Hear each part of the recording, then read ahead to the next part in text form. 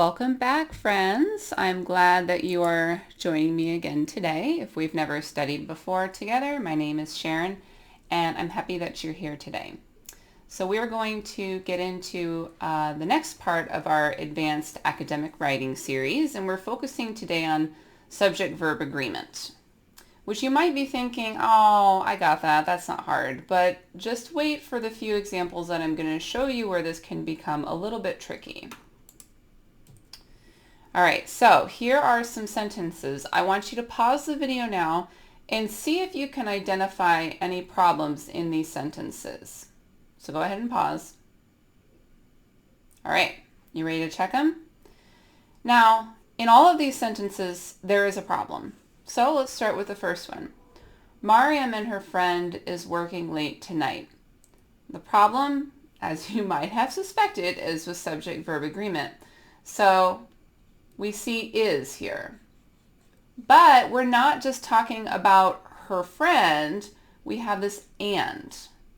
So we have Mariam and her friend. So that's more than one person. So this should be are working late tonight. Let's look at the next one. We see two people. We see Bayan, Fatima, right? But we have or. And with or, it doesn't mean both two. It means this one or that one. Just one of them. So the problem here is are. We want to make it is. Either Bayan or Fatima is turning in the group project. All right? Now the next one.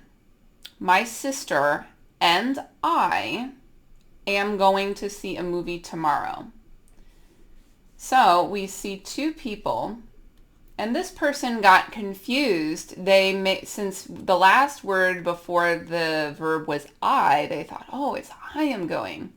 But it's my sister and I are going to see a movie tomorrow, because we can replace my sister and I with we. Okay?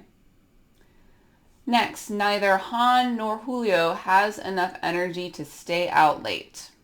Okay, so does neither nor mean either or does it mean both? So this means both, okay? Neither this person nor this person, both of them, has enough energy to stay out late tonight. So we want to change that to have. You can think of this as being replaced with by they. Okay.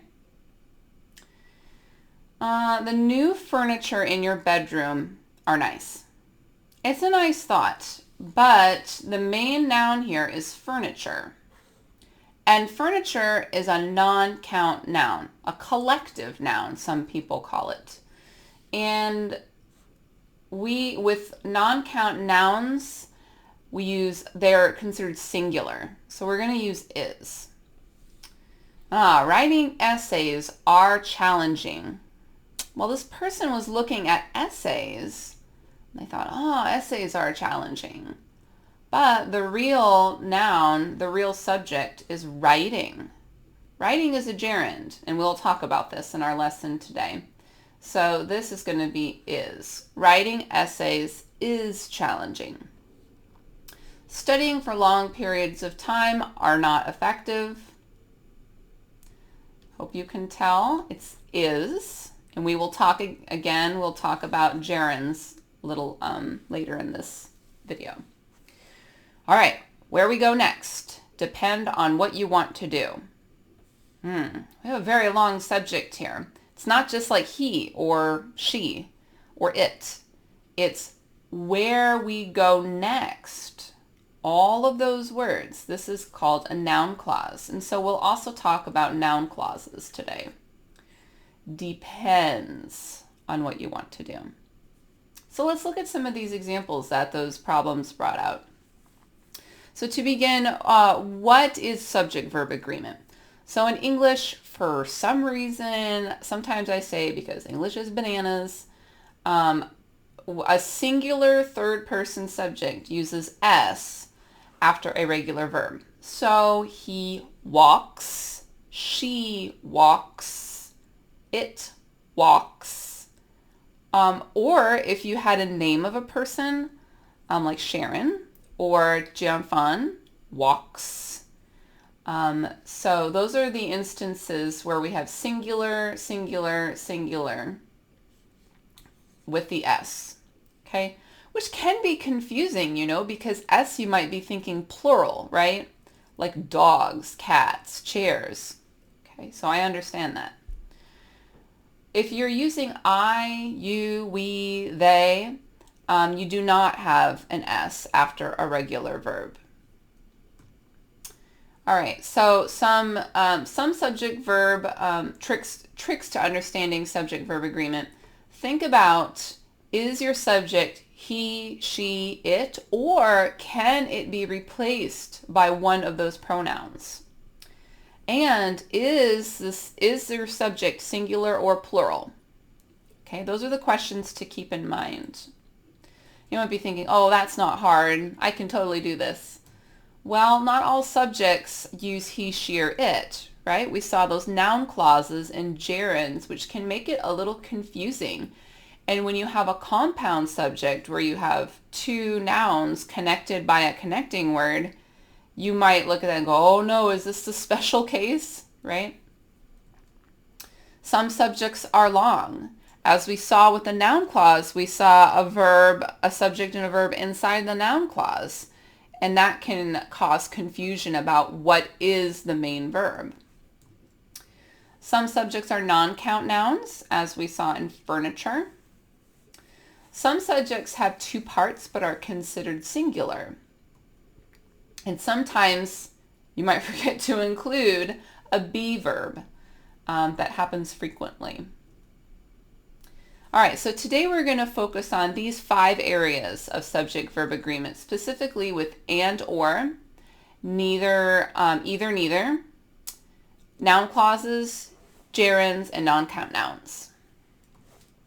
All right, so with and or, when you have two subjects that are connected with and, you need to consider them plural because we mean both of them. Okay, not this one or that one, but both. And so my sister and my brother are going to be late to dinner. Okay, so that's an example of seeing and between two subjects makes it plural. If we're going to use or, remember it's either this one or that one, not both. My sister or my brother has the key. Okay? We don't say my sister or brother have the key. No, because it's only one of them. All right, with either or neither. So with neither, we want to think both. In case you're not aware, neither has a negative feeling, like a negative connotation. Not this person and not that person. So neither nor. So neither writing nor grammar are easy for me. Okay, we mean both. Writing and grammar are not easy for me. That's another way of saying it if we wanted to drop the neither nor. We would have the not on the verb. All right, so with either, it means one or the other. So it's only one. So either Sarah or Kate has an answer to your question. Okay. All right, noun clauses can be confusing because they have multiple parts. They have many words inside. They have a subject and they have their own subject and verb. Okay. So just to review, a noun clause has a subject and a verb. And it is either the subject of a sentence, or it's the object, or it can also be object of preposition. But in short, it acts like a noun. It does things that nouns do, and nouns can be subjects or objects. So let's look at our first example, which was from earlier. Where we go next depends on what you want to do, another noun clause. So we have a noun clause here, and we have a noun clause here. This whole thing should be considered singular, and that's why we have our S there. What they are talking about is the end of the book. So are here is agreeing with they. That's inside the noun clause. Okay? So the noun clause is what they are talking about. That's our subject. Our main verb is. So this whole thing is considered singular. Okay? All right, the next one. Whoever knows the answer. So here we have our noun clause. Now let's look inside our noun clause. We have a verb here, and whoever is actually the subject of the noun clause. The subject of the sentence is whoever knows the answer. Okay? So all of this, again, is considered singular. Whoever knows the answer is. So these are all considered noun clauses that begin with WH words. Another kind of noun clause follows this pattern, where we have the, that should say the fact. Sorry about that. The fact that she showed up to the party is. So this whole part here is one noun clause. Okay? And this whole thing is considered singular.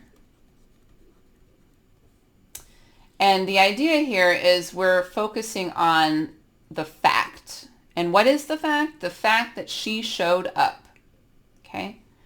Same here. The idea that anyone can succeed is a dream that many people have. All right? So this whole part here is a noun clause. And that whole noun clause is considered singular.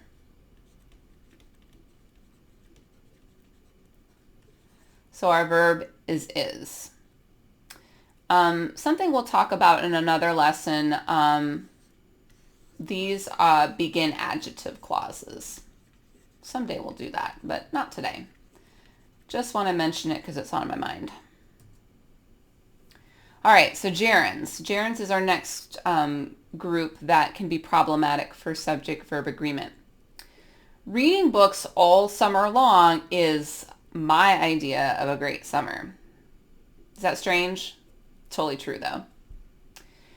All right, so the subject of this is reading. This is the object of reading. Reading books. I could have said reading magazines, reading cartoons. I don't know. But reading is really what I'm focusing on here. And this is a gerund. And if you need a reminder, a gerund is a noun that looks like, can't spell today, looks like verb ing.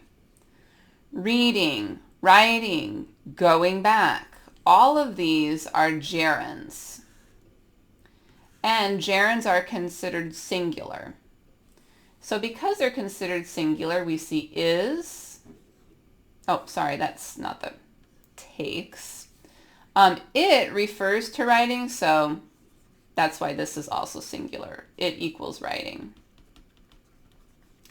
Going back to school gives many adults opportunities to start new careers, which might be you. All right, the next part is about non-count nouns. So I use the essential word list to find the most common non-count nouns. And if you would like a link to that document, I have included it at the end of this presentation. So these are just directly from that list. Work, money, love, stuff, food, health, music, land, evidence, nature, knowledge, oddly enough, amount, fun, energy, and news. News I'm going to underline because that surprises a lot of students. Here's an example. The news today is surprising. Is singular. Okay? So all of these words, when you use them as the subject of your sentence, they're considered singular. Okay? Even if when we think about money, you might be thinking, oh, but I have more than one piece of money. But money as a noun is non-count. The way that we talk about how much money is by quantifying it. So what do I mean by that? We would say a lot of money, but we would not say monies. No, not typically. There is a way that we say monies, but it's not usually the way that students, intermediate students use it. Work. We usually say a lot of work. Not works. A lot of works? No, a lot of work. Or some work. Okay? Food. Well, how much food? A day's worth of food. That's how we would talk about it. We wouldn't just say foods. We would say a day's worth of food or a little food. How about knowledge? So much knowledge. That's 2 words, sorry. So much knowledge.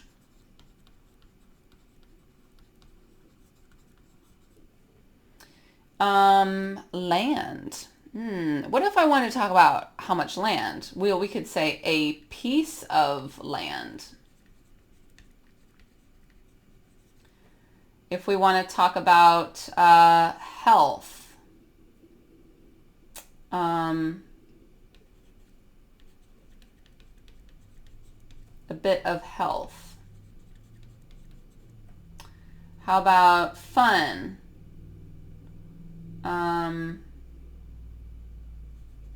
Usually people say a lot of fun.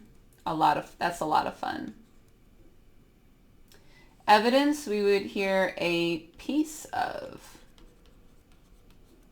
And then when it comes to food, there's all kinds of expressions to learn. Like if you're talking about bread versus sugar, there's different quantifiers you learn for each. All right, so this is the part of the video where you're going to pause it and see if you can correct these sentences. And then when you're ready, unpause. All right, let's do it. All right, the last person that plays the games wins a big I just told you the answer. Win a big prize. All right, so what's challenging about this one is that here's our subject. And is the subject is the main subject person or games? It's person. All of this part here is describing person. And that's where it can get confusing for English learners, is the last word that you hear is games, so you want to make it win. But it's really wins because this is describing a singular subject person. What you can do after the tests is enjoy a big cup of coffee. My favorite way to celebrate.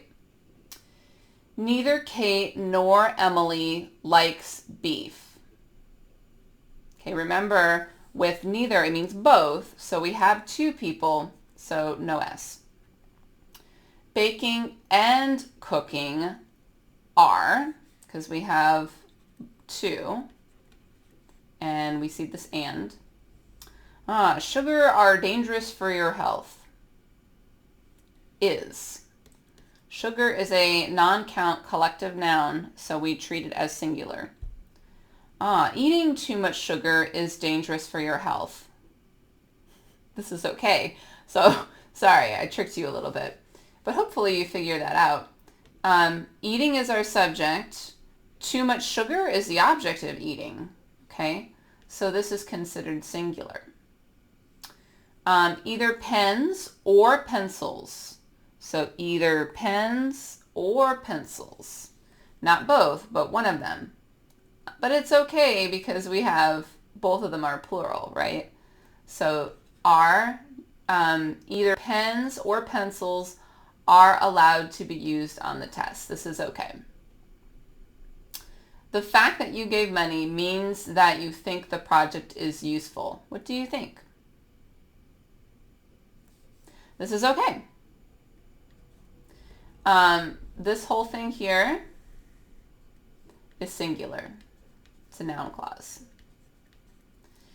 All right, so how did you do? If you got 7 to 8, you did a great job. It looks like you understand subject-verb agreement pretty well. If you got 5 to 6 correct, okay, but you probably need to continue to pay attention to this problem in your writing. And if you got less than 5, it's okay, you're still learning. Pay attention to subject-verb agreement as you read so you can build an understanding of how it looks in reading. And here's that document if you want to take a look at the essential word list. Thank you for joining me today, and I'll definitely see you next time.